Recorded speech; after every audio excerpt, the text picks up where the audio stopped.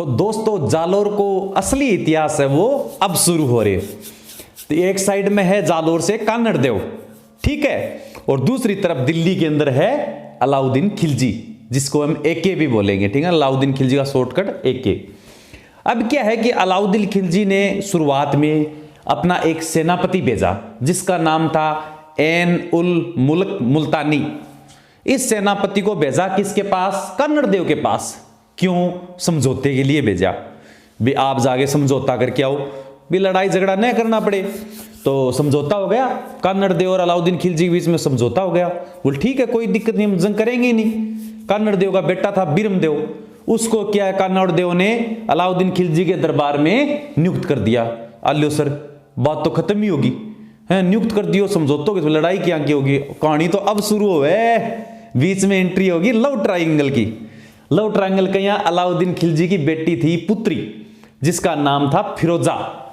उस फिरोजा ने क्या किया, इस बीरम देव को आई लव यू बोल दिया, बोले मैं तुमसे प्यार करती हूं। अब जय को बाप, जय लड़की को बाप अमरीशपुरी बरगो है, बेगी जल्दी से हाँ कुण कर दे। बीरम देव का तोता उड़ गया, बोले जय आप हाँ कर दी तो मर गया, ना कर दी तो मर गया, आठे रहनो ही बेकार है, आठ तो मौत को घर हो। तो बीरम देव की है बड़ो भाग छुट्यो, फरार हो गयो भी बीरम देव। देखो उरे तो अपनो मरणो निश्चित है, हाँ कर दी तो मरिया, ना कर दी तो मरिया। अलाउद्दीन खिलजी ने बेरो पड़े होगा, यह बात होगी, और थारी मेरे दरबार में रह की रिया गदारी, वो तो अपमान हो गयो और ऊपर से फरार भी हो गयो, या तो गलत बात, मेरी बेटी को दुख दे की नाराज करके फरार हो गयो। ले भी इसो कोई सेनापति लाओ जो कोई कमाल करके दिखा सके ए मामले का मायने। तो एक कमालुद्दीन गुर्क, बोले यो ही कमाल करके दिखा सके। तो कमालुद्दीन गुर्क ने भेजो, बोले ए अपमान को बदलो लेके आ, मन तो ओ बीरम देव है, यो जिंदा या मुर्दा, मन बीरम देव चाहिए। ठीक है, अमरीशपुरी ने ऑर्डर दे दिया भी अलाउद्दीन खिलजी ने, भी मेरे को जिंदा मुर्दा ये चाहिए। कमालुद्दीन गुर्क है वो कमाल दिखाने के लिए निकल पड़ा। 1308 ईस्वी में कमालुद्दीन गुर्क पुग्यो कठे सिवाना दुर्ग बाड़मेर में। अब थानबेर के वो जो जालोर जावान है तो बीच में पहली बाड़मेर और दुर्ग जरूर आवे, मतलब जालोर दुर्ग की जो कुंजी चाबी है वो बाड़मेर दुर्ग है। इसको जिसने जीत लिया तो जालोर दुर्ग की चाबी मिल जाती है उसको, मतलब आसानी से उसको फतेह कर सकता है। या यूं कहें जालोर दुर्ग पर हमला करने के लिए पहले सिवाना दुर्ग को जीतना जरूरी है, जो बाड़मेर में था, और गिरी दुर्ग है, ठीक है ना, पर्वत पहाड़ पर बना हुआ है, जिसका निर्माण किया था वीर नारायण पंवार ने, और उपनाम इसको मारवाड़ के राजाओं की शरण स्थली, यानी मारवाड़ का जो जोधपुर, बीकानेर, ये आठे का जितना भी राजा हुआ करता वह किया आराम करने के लिए, छुट्टियां बिताने के लिए सिवाना दुर्ग का मायने जाया करता, बाकी शरण स्थली थी। और जालोर दुर्ग की कुंजी भी बोलना है सिवाना दुर्ग ने, ठीक है ना, क्वेश्चन आयोडो है बहुत बार। तो कमालुद्दीन गुर्क के करो पहली पोत सिवाना दुर्ग के ऊपर 1308 माह की हमलो कर दियो भाई। अब बाड़े को शासक कौन? शासक थो उरे को शीतल देव। दोस्तों उस समय यहां का शासक था शीतल देव, और इसका सेनापति था आवड़ा।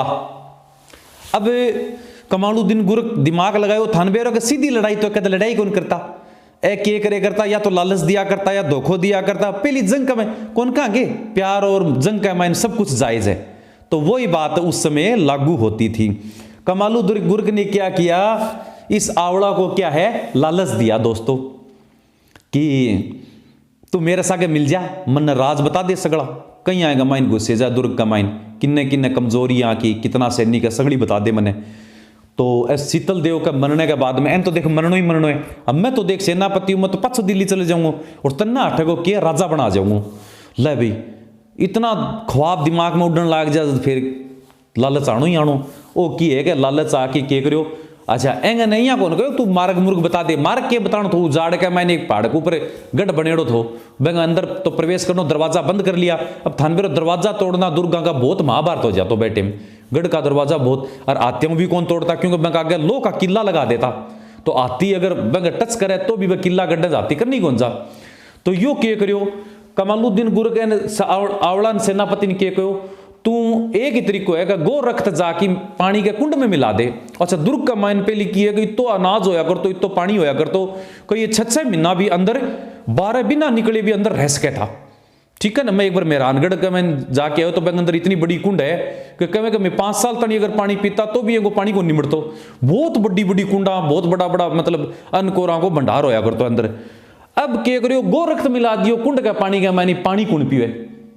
अब पानी तो स्रोत वो ये कि तो वो खत्म हो गयो। अब 30 दिन रह सके भाई, मजबूरी का मैंने 4-5 दिन बाद में दरवाजो खोलना पड़ो। दुर्ग को दरवाजो खोलता ही सेना अंदर घुस गई कमालुद्दीन गुर्ग की। अंदर घुसता ही टन टन तलवार चालू होगी, तलवार चालू होगी तो शीतल देव मारे गयो। ठीक है, अब ये कि जंग की तैयारी में थोड़ी बैठा था कमालुद्दीन गुर्ग, तो पूरी लड़ाई की तैयारी करके आए तो।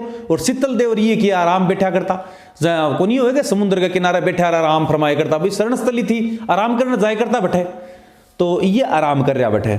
मजबूरी में दरवाजो खोलो, लड़तो लड़तो शीतल देव तो मारे गयो। अब के कमालुद्दीन गुर्ग के कहो, बोलो यार आवड़ा तू तेरे आवड़ा इना तो यार तेरा राजा कोई नहीं हो तो मेरो कहीं हो उसके तू तो काल मन भी तो खुद देश के कोई मेरी तरह कोई आगे तेरे लालच दे तो तू काम को नहीं एन भी मार दियो। पहले यू हुआ कर तो लालच दे दिया करता, काम लिगड़े बाद में सल्टा दिया करता। तो आवड़ा के साथ भी आई हुई रणमल रत्तीपाल के साग हुई थी ने, बाकी बा आवड़ा के साग हुई बड़ा समझता को नहीं रे अन बेरो तो अच्छी तरह के फलाना सगा यहाँ हुई थी, माने यहाँ नहीं करना चाहिए, लालच नहीं करना चाहिए, मार सग भी यही होगी। पर बे टाइम की है कि सोशल मीडिया ये को नहीं हो करता, एक दूसरे को पता कौन लागे करतो। आज तो तेरी मेरी कोई गा दे तो ही पूरी दुनिया में फेमस हो जाए, इतनी बड़ी बातें मान बेरो कौन पड़ता आपस में देख लो। तो आवड़ो तो थोड़ी बावड़े पर कोई काम तो हो गयो भाई, लालच कर दिया, हत्या हो गई। अब कमालुद्दीन गुर्ग के करेगो सिवाना दुर्ग को नाम चेंज करेगो, नाम के कर दियो खेराबाद। ठीक है, सिवाना दुर्ग को नाम चेंज कर दियो खेराबाद। अब इनके मिल गई जालोर दुर्ग की चाबी। मेन टारगेट तो अभी बाकी है दोस्तों, अभी तो क्या है आधी मंजिल हासिल हुई है कमालुद्दीन गुर्ग को, पूरा कमाल दिखाना अभी बाकी है। क्यों? क्योंकि अभी तो क्या है सिवाना दुर्ग हासिल हुआ है, अभी तो उसकी चाबी मिली है जालोर दुर्ग की। और अलाउद्दीन खिलजी ने तो इसको क्या भेजा था, बिरमदेव को लेने के लिए भेजा था। और वो कहां है, वो बाप बेटे दोनों जालोर दुर्ग में, कन्नड़ देव और बिरमदेव। अब क्या है यहां से वो जालोर दुर्ग की तरफ कमालुद्दीन गुर्ग है वो अपने घोड़े और सेना लेके चल देता है दोस्तों। ठीक है, अब देखते हैं जालोर दुर्ग में क्या घटना होती है, कैसे उसको फतेह करता है, कैसे उसके अंदर प्रवेश करता है, कैसे लड़ाई होती है। ठीक है ना, वो अब देखते हैं दोस्तों कमालुद्दीन गुर्ग है वो सिवाना दुर्ग फतेह करने के बाद जालोर दुर्ग के चारों ओर उसने अपनी सेना वो उतार दी। 1311 का वक्त था, 1308 में सिवाना फतेह किया। 3 साल उसको यहां पहुंचते पहुंचते लग गए। 3 साल के बाद वो जालोर दुर्ग के चारों ओर सेना ने डेरा डाल लिया। अब वही नीति, लालच देना सेनापतियों को। 8वीं मड़ो सेनापति था गयो आके दैया राजकुमार, ये बिका भाई, दैया राजकुमार बिका, ये लालच में आ गया, इसको भी वही लालच दिया। मेन बेरो को नहीं होने के पीछे ही ए तरीकों करके आए, अनपतों को लाग तो बाद में बेरो पड़तो, भाई बाद में टाइम लाग जातो। ओ किए गए गुप्त जो मारे गए बे एने कमालुद्दीन गुर्ग ने बता दिया। बताने के बाद में किए गयो घर आ गयो। घर आने के बाद में आपकी पत्नी ने बताई, बोले मेरे तो आज ही गलती होगी। की पत्नी है बा कन्नड़ देव बिरमदेव की बहुत तकड़ी स्वामी भगत थी और क्षत्रिय भी थी। तो बा बोली तू तो बहुत बड़ो गद्दार है, देशद्रोही है। की पत्नी आपके पति की पहले तो हत्या करी, मार के या कन्नड़ देव बिरमदेव ने बताने खातर भागी।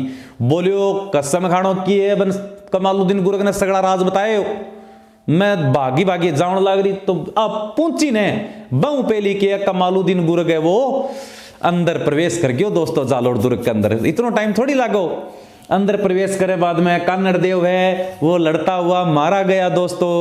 ठीक है, और बिरमदेव है वो उसने क्या किया, उसके अंदर एक मंदिर था, आशापूर्णा माता इनकी कुल देवी थी जो जालोर के चवाने इनकी, उस मंदिर के सामने जाके मन्नत मुन्नत मांग के कटार अपने सीने में घोंप के आत्महत्या कर ली। बोले दुश्मन के हाथों से मरने से अच्छा है मैं अपने हाथों से मर जाऊं। बिरमदेव ने क्या अपनी आशापूर्णा माता के सामने आत्महत्या कर ली। कमालुद्दीन गुर्ग को लगा कि सब खत्म हो गए। ठीक है, खत्म हो गए तो उसने क्या किया, जालोर दुर्ग का नाम जलालाबाद कर दिया। और फिरोजा की बहुत बाद में बताऊंगा मैं आपको, थोड़ा पहले ये बता देता हूं, पहले जंग की बात चल रही है ना। तो इसने क्या कि बिरमदेव को बिरमदेव का सर है वो धड़ से अलग किया और उसके सर को क्या है दिल्ली ले जाके दरबार में रख दिया कि आपने मुझे जिस काम के लिए भेजा था मैं वो काम में कंप्लीट करके आया हूं, कमाल दिखा के लाया हूं, कमालुद्दीन गुरक कमाल दिखा के लेके आया हूं भाई। वो सिर काट के ले उसको फिरोजा को ले जाके दे दिया। फिरोजा के प्यार में दीवानी थी भाई लोग, तो फिरोजा ने सीने का लगा के रोई। अब जिसो भी थो मरेडो थो तो वो मन में तो अंदर तो थी फीलिंग, बाकी करो वह सिर को पहले तो अंतिम संस्कार करो कौन फिरोजा, अंतिम संस्कार करो बिरमदेव को और खुद के करो यमुना में कूद की जान दे दी। दोस्तों ऐ तरह की एक प्यार को दुख भरो अंत हो, ठीक है ना। काश बिरमदेव है वो बैठे हाँ कर दे तो अलाउद्दीन खिलजी ने बताता कि भी मैं दोनों ब्याह करना चाहवा तो क्यों वो हाँ कर ही दे तो बेटे में शादी ब्याह होया करता, क्या दिक्कत है। मुगल राजपूत ब्याह तो होता या एक उल्टो ब्याह भी हो जाता तो कामयाब हो जाता तो बेटे में का मैंने एक इतिहास ही अलग हो तो चलो खैर छोड़ो उस बात को। फिर अलाउद्दीन खिलजी ने क्या किया कि इस जालोर दुर्ग का नाम है वो जलालाबाद कर दिया और अपनी बेटी फिरोजा की याद में यहाँ पर एक मस्जिद बनवाई जिसको फिरोजा मस्जिद या तोप मस्जिद बोलते हैं। ये क्वेश्चन बहुत बार आता है दोस्तों, फिरोजा मस्जिद या फिरोजा मस्जिद राजस्थान में किस दुर्ग में मौजूद है, तो वो जालोर दुर्ग में है दोस्तों, ठीक है ना। ये क्वेश्चन भी आता है कि जालोर के जो चौहान है वंश है उनकी कुल देवी का नाम क्या है, तो कुल देवी थी इनकी आशापूर्णा माता दोस्तों, ठीक है ना। और अलाउद्दीन खिलजी ने जालोर दुर्ग को फतेह कब किया, भी इसने सेनापति भेजा तो इसका ही सेनापति था, अलाउद्दीन खिलजी ने फतेह किया, खुद आया नहीं आया हो, तो 1311 ईस्वी में। 1308 में तो सिवाना और 3 साल बाद में 1311 में यहां पर जालोर में एंट्री हो गई। तो दोस्तों ये था जालोर का इतिहास। जालोर में भी चौहानों का शासन रहा है। यहां पर प्रारंभ में प्रतिहारों ने यहां पर शासन किया था जालोर में, ठीक है ना। अब प्रतिहारों में किसने यहां पर अपने शासन की स्थापना की, प्रतिहाराम सबसे पहले स्थापना करी थी हरिश्चंद्र, ठीक है ना। और वास्तविक जो संस्थापक है प्रतिहार वंश को वो माना जाता है नागभट्ट प्रथम को। नागभट्ट प्रथम ने अपनी राजधानी वो भीनमाल को बनाया और भीनमाल आपको पता है दोस्तों महाकवि माघ की जन्मस्थली है, वहाँ तपोभूमि रही है।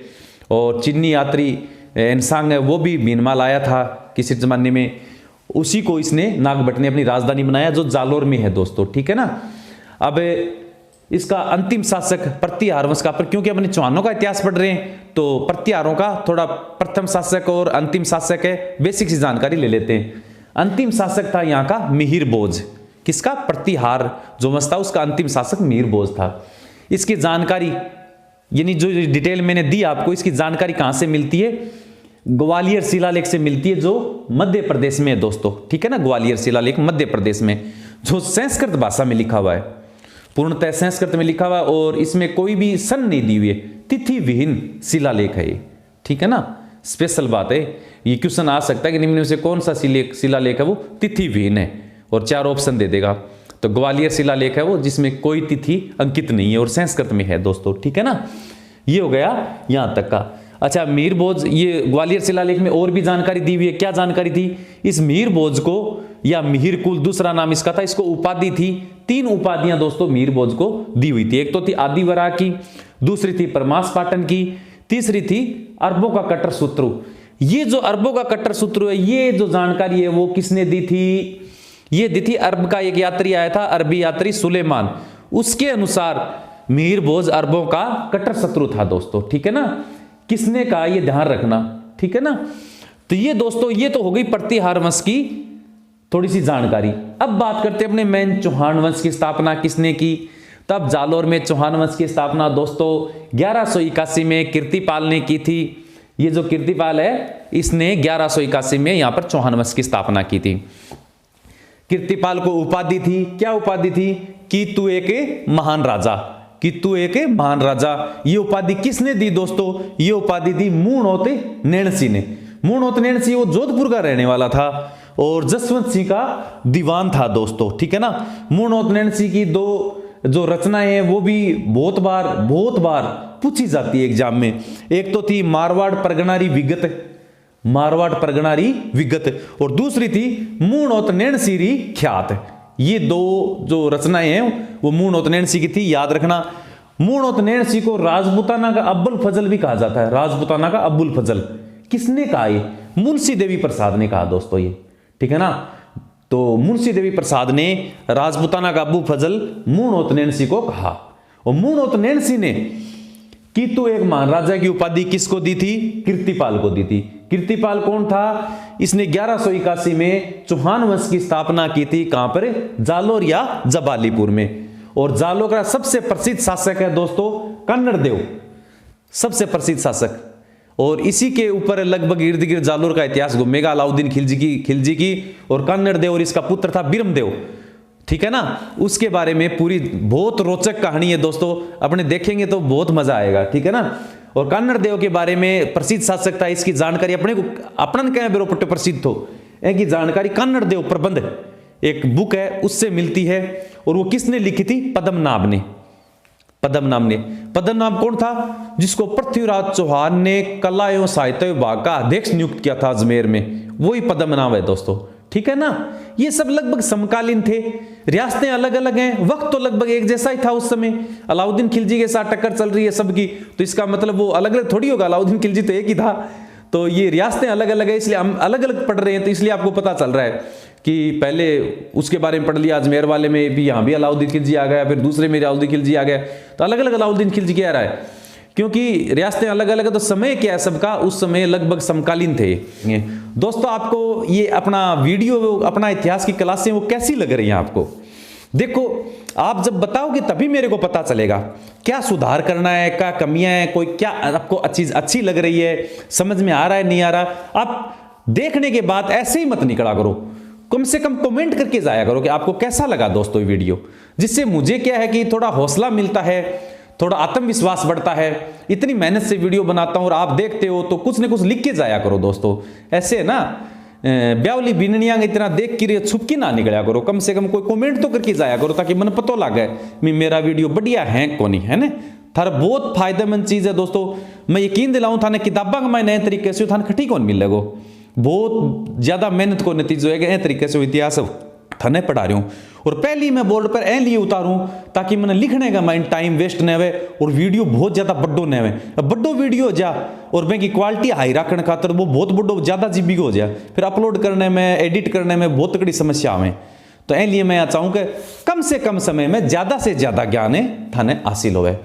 तो दोस्तों अपना टेलीग्राम चैनल भी है टेक वर्ल्ड के नाम से, थाने बेरो को नहीं के ऐसा जो मैं पढ़ा रही हूँ थाना आगे पीडीएफ नोट्स भी है मेरे कने, ठीक है ना। मैं टाइम टू टाइम बहुत सारी पीडीएफ नोट्स है, अन्य जानकारी है, टेस्ट मॉडल है, वह अपने जो टेलीग्राम जो है मैं ऊपर मैं पोस्ट करता रहूँ डालता रहूँ। तो अपना टेलीग्राम ज्वाइन कर लियो, मैं डिस्क्रिप्शन में थाने लिंक दे दूंगा, वह पर जाके टेलीग्राम ज्वाइन कर लियो अपना ग्रुप है, तो थाने बहुत फायदा होगा दोस्तों। अच्छा अगर नया हो तो ये क्लास अपनी कंटिन्यू चल रही है राजस्थान के इतिहास की, और माँ बीच की थाने कंप्यूटर की भी कराऊंगा, कंप्यूटर तो बहुत बढ़िया तरीकों में करवा दूंगा, और रीजनिंग मैथ की भी कोशिश करा भी टाइम मिल जाए तो बाकी भी थाने थोड़ा फायदा मिल जाए, क्योंकि जो वीडियो वगैरह की तैयारी कर रहे हैं राजस्थान पुलिस की कर रहे हैं आगे लिए बढ़िया बढ़िया टॉपिक है। फर्स्ट ग्रेड सेकंड ग्रेड में भी मतलब राजस्थान को तो कोई भी एग्जाम हो सब में ये फायदेमंद है दोस्तों, ठीक है ना। तो मिलना आप अगले मेवाड़ और इतिहास के मायने, ठीक है। कमेंट जरूर करके जाइए ताकि मैंने पता लग गया दोस्तों कि भाई थे देख रहे हो थाने किसों को लाग रही वीडियो। ओके दोस्तों, जय हिंद जय भारत, मिलते हैं अगले वीडियो में।